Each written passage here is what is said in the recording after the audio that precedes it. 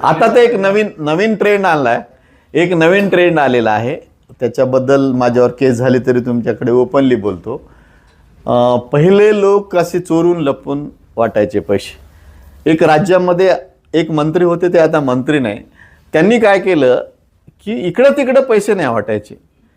त्या मतदारसंघात 4 ठाणे आहेत, तर 4 फौजदार इन्चार्ज, त्या फौजदारला एक पैसे ठरवून टाकायचे आणि मग पोलिसाच्याच गाडीनं पूर्ण मतदारसंघात पैसा वाटायचा.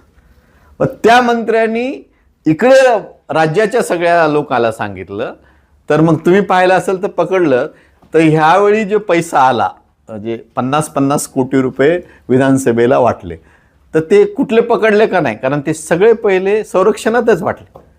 म्हणजे आज पोलीस यंत्रणेला तुम्हाला हे 50 कोटी नेऊन द्यायला तुम्हाला 1 कोटी रुपये देतो म्हणलं, तर पोलीस यंत्रणा सध्या महाराष्ट्रातली अत्यंत भ्रष्ट पोलीस यंत्रणा आहे. त्याच्यामुळे त्यांनी हे अशा पद्धतीचं पैशाचं वाटप सुरू आहे.